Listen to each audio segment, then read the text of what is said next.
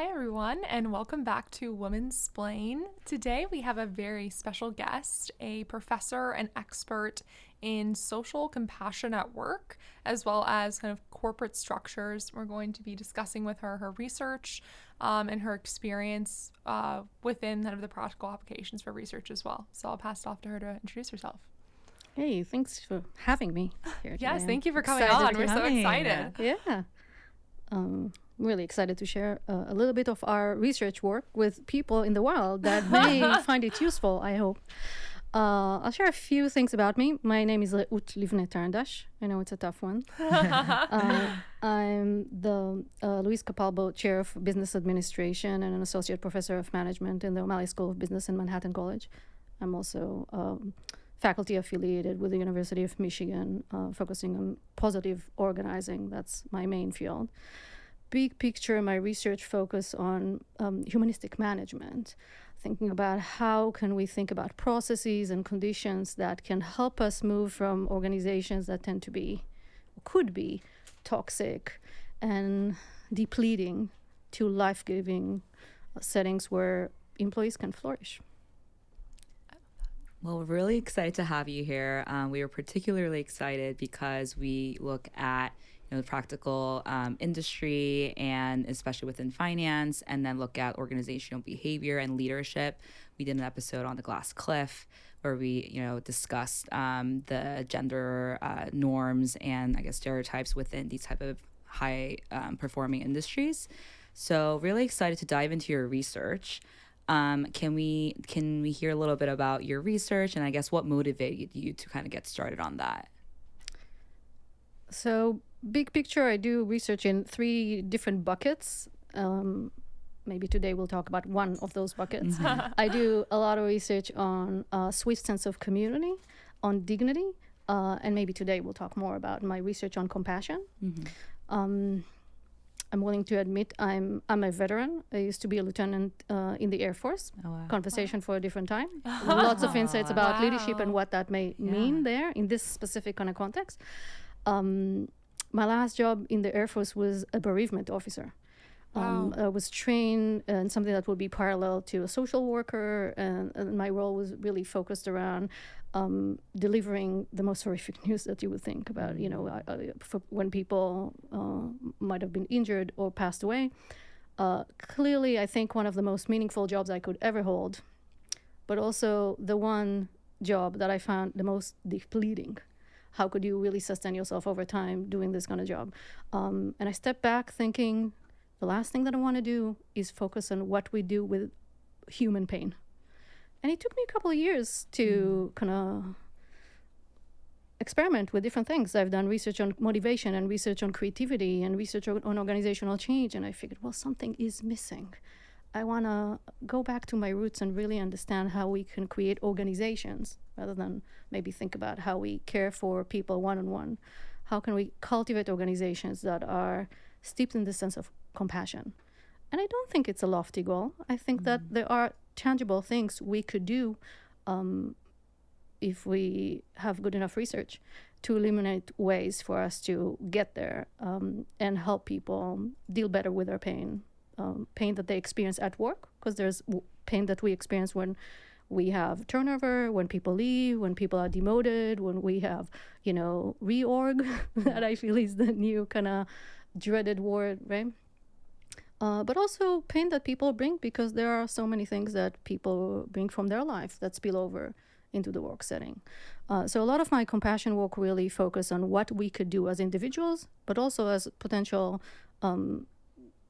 leaders in our world to think about better ways to organize to meet people's needs this way. That's great. It's really awesome to hear about how your background has really influenced your work in this space. And I think when we think about leadership in organizations, we think about empathy, we think about compassion. Can we talk a little bit about how, I guess, gender kind of influences compassion and empathy from your research in the field? So one thing that I want to mention about leadership, I think it's wonderful when people, especially in position of power, do acknowledge that we do need emotional intelligence. We do need empathy.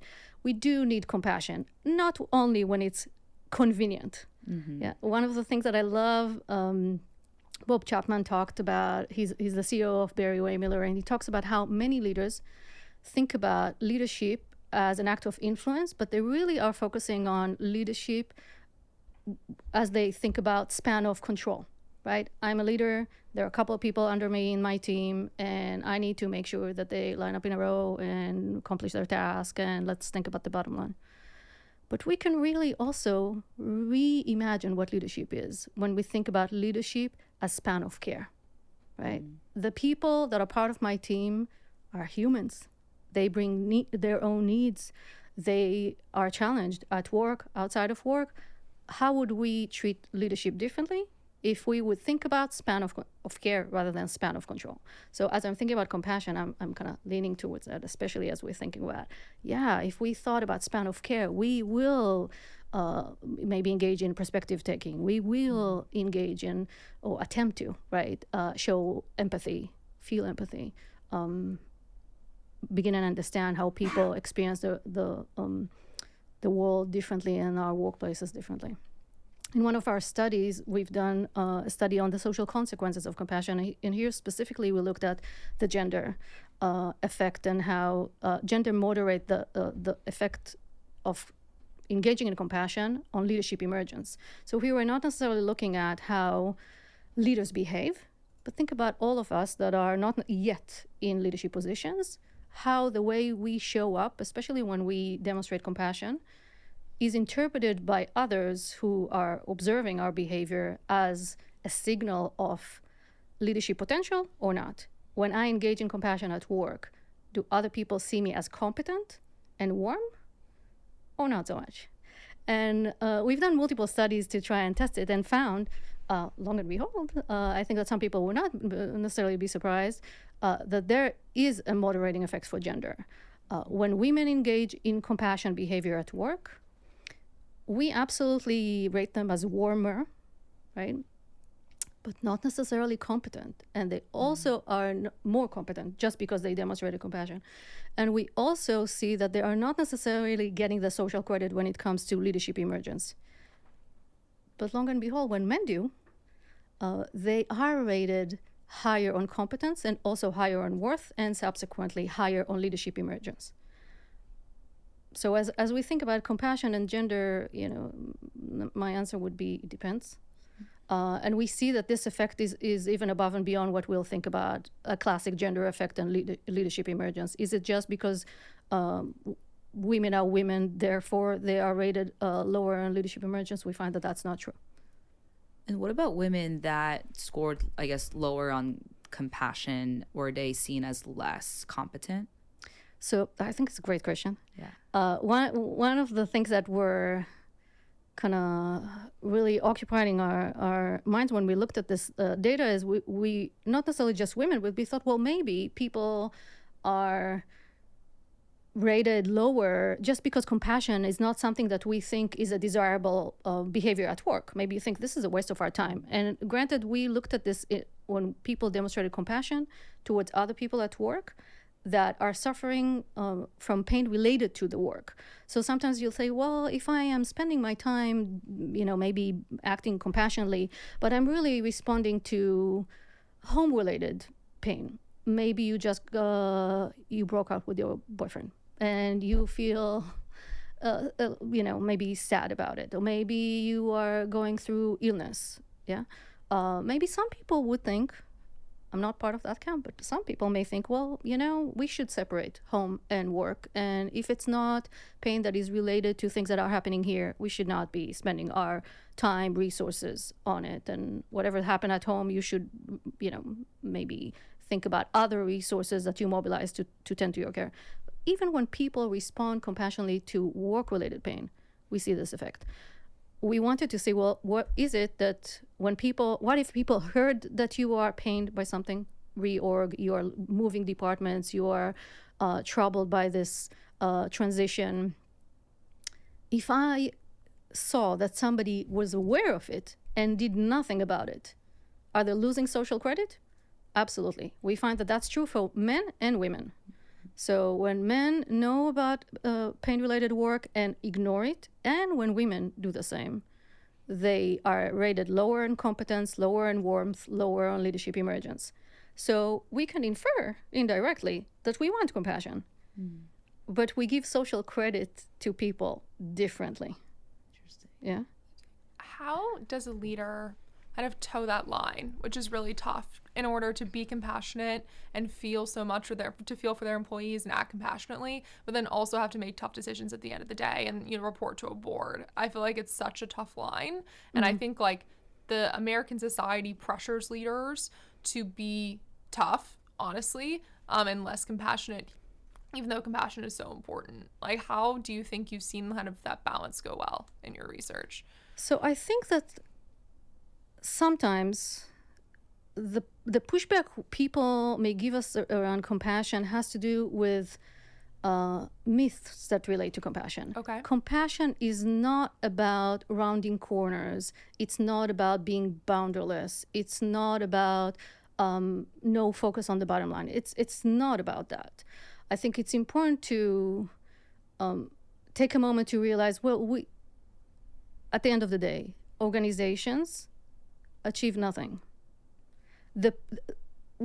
Everything that is accomplished by firms and organizations is achieved by the humans in these organizations, right? So as we think about what it means to motivate people, to engage people, to retain your talent, right? To help people be more creative. When you think about compassion, all those dimensions are tightly related to our ability to be compassionate. There's a business case for compassion, and maybe we need to do a better job articulating that, right? Okay. There's research that suggests that when we offer compassion to people at work-related compassion, we see better collaboration, we see higher psychological safety, we see better adaptability, we see more creativity, we see better customer service. So this is really not about an either or that I think is very common when we talk with real organization. Totally. People say, well, no, I cannot be a social worker. I need to be, I need to be a manager. I need to manage my resource. I need to perform so that we meet our goals. Yes, but compassion is not necessarily going to take away resources so you are not accomplishing your goals. Compassion can also signal to the humans that you want to retain. We see evidence in the research that suggests that when you demonstrate more compassion in organization, you see lower turnover. We are far better, right? Because if you treat me like a human being, I'm willing to run fast on the treadmill for you, right? But I think that part of it is also about demystifying, well, what is compassion? Yeah. What, do I need to solve the world's problem for somebody to be compassionate? No. Is compassion a social emotion? It's just that I need to feel for you? Also no. I think that some people think about, well, the difference between empathy and compassion. When we think about empathy, I'm emotionally relating. Maybe I experience this thing that we love to call empathic concern, right? I can relate to your experiences. I can begin to imagine what it may be like to you. I can connect to you at the cognitive level and emotional level. Compassion is a little different. It is about me noticing that something is wrong. That is maybe challenging to do, but it's not requiring a lot of resources, right? It's about my ability to be empathic rather than detach and say, well, it's none of my business. It's also my ability to make sense what happened here. Yeah? Are you deserving of my help? Maybe whatever happened, you sort of brought it on. Sometimes it is part of why we shy away from compassion. It also is this calculation we're making. Do I feel efficacious? Like you are dealing with something. Do I feel like I can even move the needle? I can do something to help you? Sometimes I feel I can't, right? I'm paralyzed by other people distress. Sometimes it does happen, right? And lastly, it's about action. I need to do something in practice to try and alleviate your pain. Now, we have other research that looked at, well, what is in this action that is offering comfort to other people? There's a really elaborate research on comforting relationships. And we learned two things are really important. And I want to highlight how these two things are relatively simple and don't cost us a lot of resources. So two things. One is validation. When people are suffering outside of work, at work, think about it, people went through reorg, people are losing their job, people are demoted, people are not getting the promotion, people endure, social isolation, social exclusion at work. There might be DEI related, right? First, you want to validate their lived experience. It's really the essence of avoiding judgment and recognizing that the lived experience is real. If they feel that, that's real. Yeah, I don't want to slice and dice and convince you that you're wrong and if you just thought about it differently. No, I want to echo to you that I understand that this is tough. Yeah, and that doesn't take a whole lot of resources, monetary, right? Not even a lot of time. That's one thing.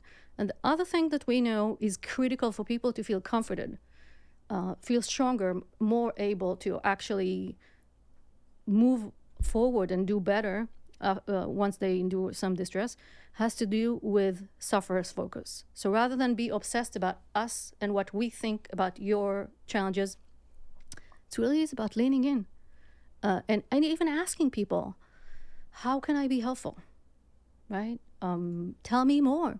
Just tell me more, right? And if you're thinking about compassion in these terms, it's actually not a lofty goal. I think it's more. It's not a lot to right? ask. It sounds like being human. It sounds it's like being human. But you know what? I think I absolutely you're so right. The issue is that I think in this kind of game of performance and competitiveness and all sorts of stories that we tell ourselves about what organizations need to achieve and we forgot that our organizations are made of humans. And if we came to work acknowledging that, then we could also expect people to bring their full selves. How can we expect our employees to bring their full selves and do their best and be so deeply engaged and creative and innovative if we don't take a moment to acknowledge there are humans? And by the way, we are humans too, right? We can stumble and fall and mess it up. But at the end of the day, if we just, I hope today is a good opportunity to move the needle as just even awareness. Right? How many times you have a conversation with a colleague at work, or maybe, your fiance at home, and you think, well, we just learned about somebody who may be struggling with something, and we don't necessarily validate and make it about them. Right? I feel like this is my little bullet points, even when I have a 15-year-old. And sometimes I'm thinking, how many times could I say, no, forget about it. That's not what you're supposed to be thinking or feeling about what happened in high school. No, let's remind ourselves that comfort comes from these two things: validation and focusing on the people who are enduring distress. These are doable tactics. It's just we need to unlock our potential to engage with them. Is that helpful? Yeah, no, I think that's honestly incredible. And it's true. Like, these organizations are made of humans. And I feel like there is an American ideal that our organizations and corporations are effectively dehumanized. And that's honestly seen as the standard. Have you seen in your research maybe an example of an organization that used compassion well versus maybe one, like in a specific instance, versus maybe an instance in which it was not used and should have been? So 2 organizations I can speak to that are really fabulous examples for this in the wild. So Berry-Wehmiller, for-profit global company, had the pleasure of visiting with them. Bob Chapman, who's the CEO there, wrote a book that I highly, highly recommend, Everybody Matters. It's a book that talks about what if we thought about every employee as somebody's precious child. What if we thought about leadership this way? What would it mean for you to think about performance review if you thought about every person in your team as somebody's precious child? What would it mean for the way you lead? What would it mean for the way you train? What would it mean for you to give feedback that is not necessarily a positive, right? But if it's somebody's precious child, the way you would, it doesn't mean that you would not offer negative feedback, but maybe it says something about how I'll offer that feedback. And maybe I'll do something that relates to my ability to articulate a way for them to work on that negative feedback and then grow, evolve. I'll give resources to envelop that individual, maybe offer additional training to help them, right? This is, by the way, a company. I think oftentimes we think, well, where would we see compassion? Education, healthcare, all sorts of kind of classically feminine. Barry Wehmiller is not that. Barry, if you look them up, you'll see when we visit them, this is a hardcore factory. People are making all sorts of kind of hardware from metal. You would think that this is really not where you would think compassion is something that we would even expect to see. Yeah. But there is a mindful engagement at the executive level. This is the kind of organization we want to be, right? And because of that, this is how we select, and this is how we train, and this is how we offer performance review, and this is how we compensate, right?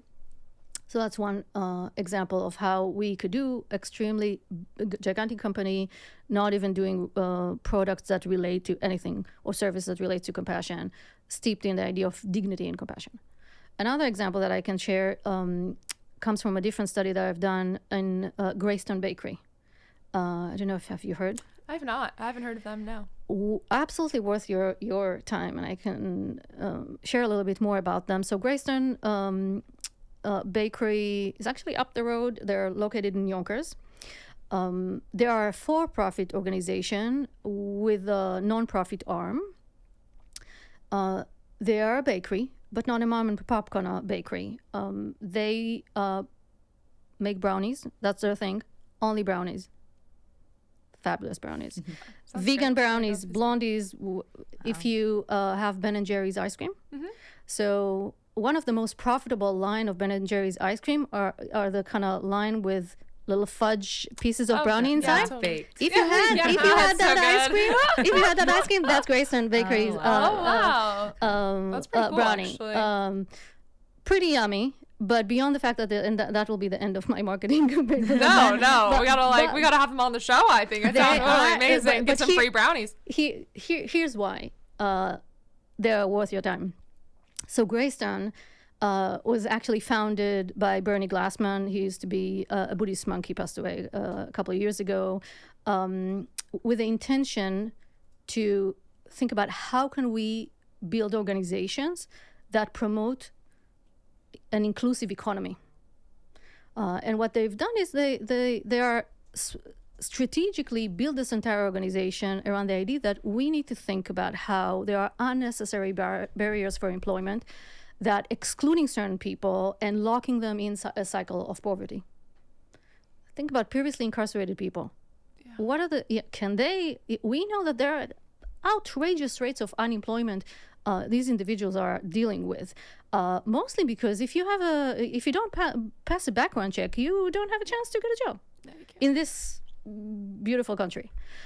Greystone is doing something quite novel and is also in a mission. That's why maybe you want to have them on the show, and I can reach out to my contacts to do that. Is that they say, you know what? If we are truly invested in creating an inclusive economy that lower the barriers for employment, let's re-envision what human resource might look like. And they are championing what they call open hiring. So quite similar to other companies that do second chance hiring. Mm-hmm. What they do is they used to have, before COVID, piece of paper when you come to their bakery, the entrance, there's a table with a piece of paper. You want a job, you put your name down and your phone number. COVID happened, they moved it to an online form. So until this very day, there's a Google form. You could put your name down and your contact information. You want a job? As soon as there's an opening, you get the job. Wow. Open hiring. Wow. Like it sounds. So the point is to say, listen, rather than spending outrageous amount of money crafting a job post, having an HR person sift through gazillion CVs and interview and look at references to potentially find talent that could hit the ground running, why don't we eliminate all of that, right? You want the job, you get the job, and then we're going to spend our money, our energy training you. Yeah. So it's truly open hiring. You want the job, you get the job, but then you'll come and you'll go through paid training to teach you how to actually do the job. And what's beautiful about them is that they don't just get people in and keep them at the entry level.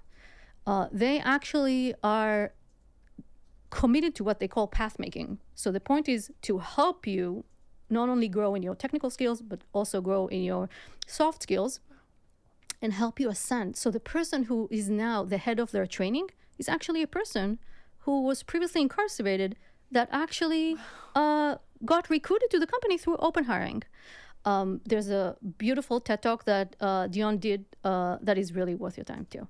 But so this is yet another company with a social mission. This is not a non-profit. This is a for-profit company. They, of course, are partnering with other big companies that enable them to kind of create this specific organization. And the point is for them is, they often would say the slogan is not, we don't hire people to bake brownies. We bake brownies to hire people. How beautiful is that? That's great. incredible. Yeah. And the thing is, this can be beautiful here in Yonkers, but this practice could be something that almost every organization can have some pockets within them to implement. So for example, the Body Shop fell in love with that concept, and they figured, well, we need extra people to, especially helping packaging during the holiday season. So why don't we give it a try? They end up implementing it in, between November and December with a surge of, they needed a lot of temporary employees, and it wasn't anything mind-blowing that people needed tremendous work experience to be able to help with the packaging. And long and behold, this was the most successful program they had. They kept bringing it back again and again and again. This time around, they actually are, if you're looking at the Body Shop practices, they actually use open hiring also for stores employees. So maybe some people say, well, back of the store, no, they do that successfully, right? But this is what happens when we move from bottom line, span of control, to, yes, bottom line, but span of care. Span of care that is not only mindful of what we can do for the people here, but imagine the ripple effects this actually creates when you think about the community impact, right? Industry impact, societal impact. We can create organizations that are mobilized towards the greater good. We just need to commit to it. I think that's fascinating, really cool examples. And I think it's very clear that, the examples that you said really instill that culture of compassion and dignity and empathy, as we talked about. I guess the first example through top-down leadership and the hiring practices. What are some other ways you think organizations can kind of adapt this culture of compassion, not just from, leadership and hiring practices, but maybe any other ways? What are some that you can think of? I think that we can also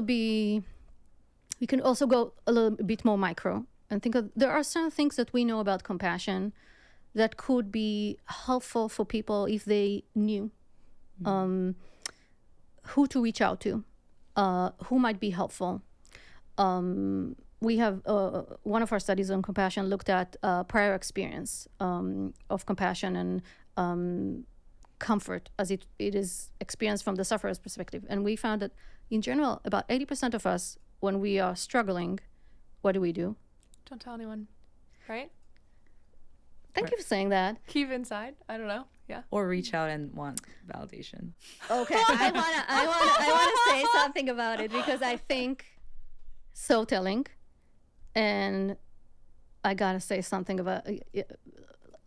Let me share a different personal experience. Now, I'm gonna circle back to that point. Yeah. Here's the deal: compassion cannot be leveraged if we cannot notice where people are suffering. Yeah.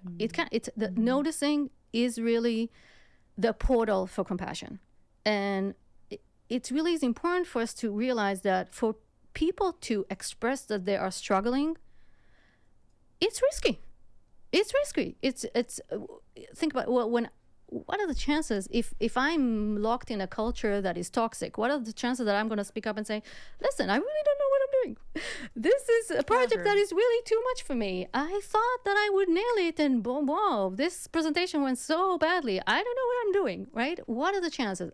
We need psychological safety to be able to do that. I'm not even thinking about sharing, personal information that maybe you feel, oh, these people feel like I shouldn't even say that.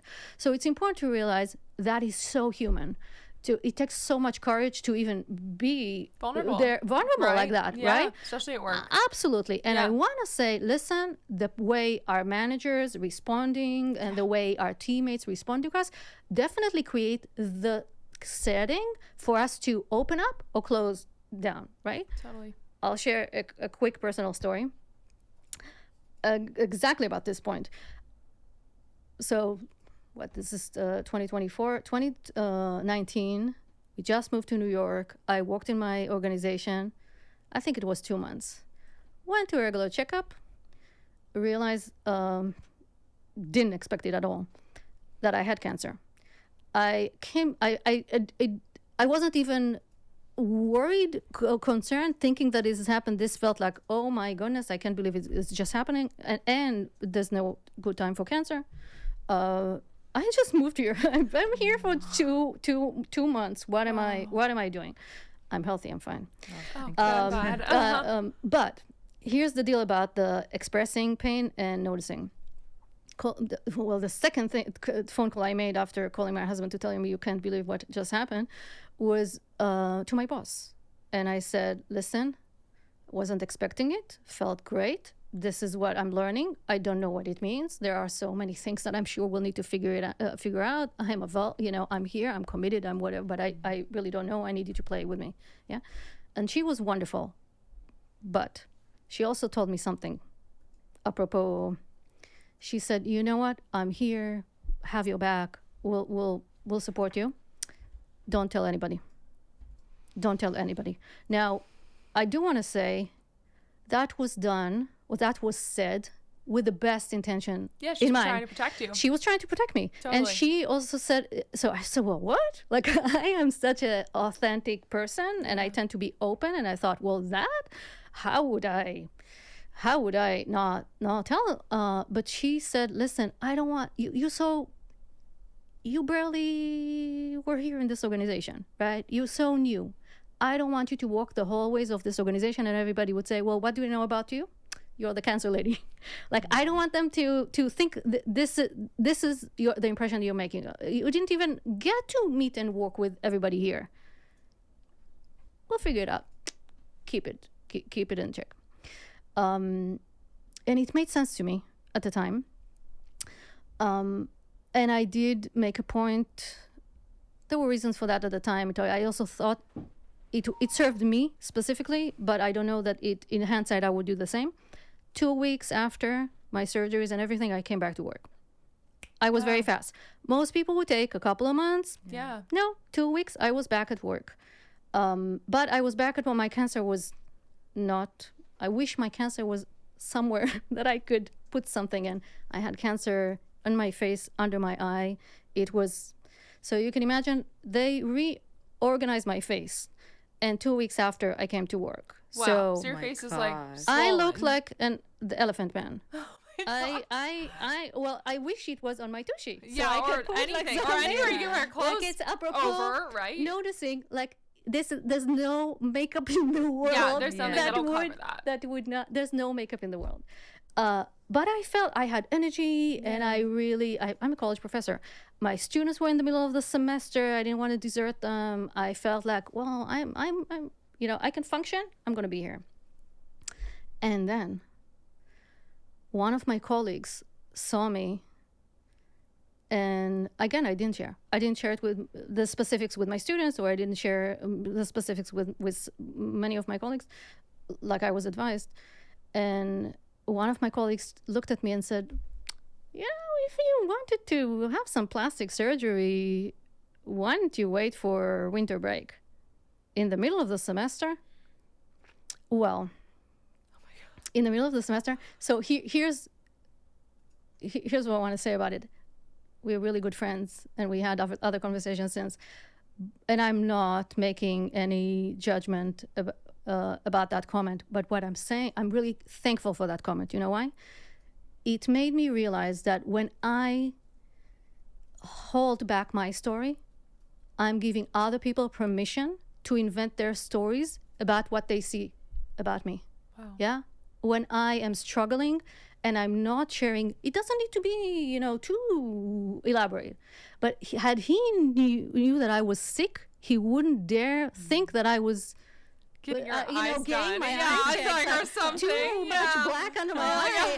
I'm having a facelift. Yeah. Yeah. But when I decided, so I want to also acknowledge the fact that sometimes we hold back, we don't share, we're struggling. But it doesn't mean that other people don't see that something is wrong, and they are inventing all sorts of stories about us that could, in fact, shape decisions that are made when we are not in the room, right? Wow. So we may want to, a huge lesson for my entire life that I'm learning about that comment that I felt at the time was the most nasty thing somebody ever told me. Yeah. Is listen, we can choose to own our stories. Yeah. And when we think about expressing distress, I can choose how elaborately I'm going to share it. Right. But when I'm not, it doesn't mean that I am not struggling. It doesn't mean that other people don't see it. Right. So is about, I hope people who are listening or watching, let's give yourself permission to admit where you feel is safe that something is wrong. So other people don't narrate your behavior in a way that is not aligned with your intention. Yeah, this is within our control. Yeah, I also think that it's also within our control when you think about how our teammates respond to us, right? When I'm a teammate, maybe I want to think about, am I judgy? Am I making generous assumptions, right? As a colleague, not just as a leader.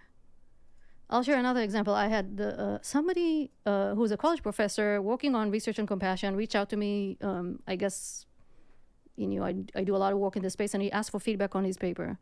And a day or two, I sent back an email with a ton of feedback that I thought was very useful. Nothing. Crickets. I hear nothing. I said, oh, well, listen, I took time. I don't know if you love my feedback or not, but at least acknowledge, thank you very much for taking the time. Nothing. And she said, well, I'm going to table it. I'm not going to be fine. I'm, maybe a day or two. And then 2-3 weeks had passed. And I think, well, that's awfully strange. Right. And I'm thinking, okay, non-judgment. Like, am I making generous assumptions? Is it, earlier this morning, I get an email from this guy saying, I didn't even know him, very deeply, so I didn't know his family situation. Apparently his wife was pregnant and they ended up having their baby 3 weeks early, and that happened to be the day when I sent that feedback out. Said, okay, generous assumptions. How many times are we judging, belittling, assuming people are demotivated or people are lazy or slacking or whatnot, when actually maybe it's worth checking in, right? There could be some unexpected struggle that we're not even aware of. But oftentimes we are, I guess I know what that is. Like 3 weeks and you didn't even email me about something. So, okay. That's another reminder, generous assumptions. Yeah. No, I love that. I feel like it's so easy, especially today with so much like social communication. We have so much, I don't know, even like misconnections to make assumptions instead of giving people grace. Yeah. I think how, like, as a leader or colleague manager, can you make other people feel like it's safe for them to kind of own their story and be open at work or at home? So I can think about a couple of things. First, I think there's something about modeling. I think we cannot expect people to show up fully, to be vulnerable, if we ourselves as their supervisors are guarded, we share nothing, we are these, Wonder Woman, Iron Man, whatever you want to believe, we never, right? I think it's also about normalizing that people stumble and fall and dust themselves up, and it's part of modeling resilience. Yeah. So I think it's important to model that it's okay to admit certain things, that they would be accepted as they are. I also think that it is about being mindful about how we signal to the rest of the team, because there might be somebody in the team that is struggling. Think about me saying, well, I have cancer. There could have also been a conversation with our department or a team. Well, here's what's going on. Given privacy, maybe not sharing more than I'm willing to do, but there's something about signaling, well, if I knew that there would be people in the team that would cover for me for, I don't know, teaching, maybe I wouldn't be back in 2 weeks. Yeah. So there's something about how we communicate to the rest of the team what's legitimate, to set the norms, to create the culture around, well, maybe this might be a random experience for this team that we never experienced before, but this is how we're going to come together and support each other, right? And it would be lovely if we also be in a position to reinforce it, right? So people who show up positively, who demonstrate compassion, are also recognized for it and celebrated for it, because at the end of the day, the things that we don't acknowledge are things that other people are learning are less valuable, right? Are less meaningful. So maybe I'll spend my time on the things that you do acknowledge. So apropos research on leadership and compassion and empathy, well, maybe we think about how we think about performance reviews. What are the things that are listed there, right? Maybe we want to also assess people's ability to be empathic to each other, to engage in perspective taking. How well of a listener are you? That could also make you a fabulous employee, not just a fabulous team member. So I think that modeling, B, how we manage the team, C, when you think about performance evaluation. And lastly, I think that there's something to be said about mentoring, right? When you're thinking about mentoring systems and how who we pair with one another, and what are our expectations? Are we mentoring people for them to pick up the toxic culture and recreate it? Or are we helping people learn new way of relating? And sometimes it could be also people bring toxic cultures that they have imprinted to take on, right? Because you might have selected somebody from a different company. They come from a cutthroat, backstabbing. If we want people to be more compassionate, you sort of need to socialize them to take on different practices, right? It takes time. It takes commitment. But we know it's worth it, not just for people who are in suffering in organization, not only for people who show up compassionately, but also given the many organizational positive outcomes that subsequently we can reap if we engage in it. Yeah, and this was a lot of valuable insights for me to become a better employee leader, and for organizations as well to really model after your research. What's next in your research? Any other areas that you're looking at specifically? What's coming? So a couple things that are coming. The very first kind of immediate thing, we are launching a new study, knock on wood, on Friday. We had already done this research on the social consequences of compassion, looking at the gender moderating effect. And one of the things that is still lingering for us is it that context matter? Is it that if we take this story and examine it in masculine organizational settings, like, the financial industry, trading firm, where maybe compassionate is not one of if you think about the to-do list of all the behaviors that we really see desirable, maybe it's not making it there. So if we engage in compassion in the masculine culture, would we see men and women get backlash for it because it feels like a waste of your time, really distracting from the work? As opposed to a feminine context where you already want to see compassion and you see it as a valuable behavior that people can display. My intuition is that we will see backlash in masculine context for men and women, but in a feminine context, we'll probably see men getting more social credit and women not so much. check back with me in 3 weeks. We'll know more. I'm excited about that. The other thing that we are invested in, I'm with Greystone focusing on this other study that looks at the social architecture of dignity, thinking about how, rather than thinking, kind of creating maybe only culture that maybe focus on compassion, how can we create an amalgam of organizational structures, culture, routine, practices, the way we train, mentorship program that come together to really redefine how and with whom we connect at work. We've done longitudinal study with them. We're excited about this coming up. So these are at least two things that are top of my mind for the summer. That's amazing. Great. Wow. Well, thank you so much. It was honestly an incredible episode. I feel like this was so great for our listeners and really got us thinking about compassion at work. We really appreciate having you on. And thank you so much for all those who are listening. Feel free to DM us at womansplainpod, TikTok or Instagram, or email us at womansplainpod1@gmail.com. And thank you so much for listening. Thank you. Thanks for coming on. Yeah. Thanks for having me. This was fun. Awesome.